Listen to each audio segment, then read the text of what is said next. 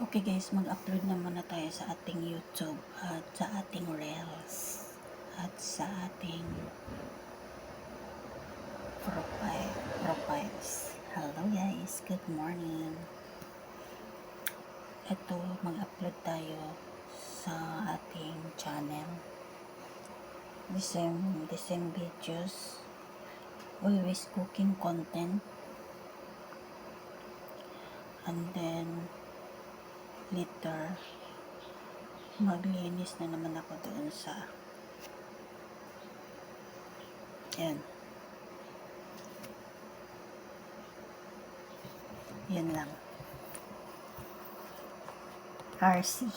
Maglinis ako doon sa RC, saka sa ROOM.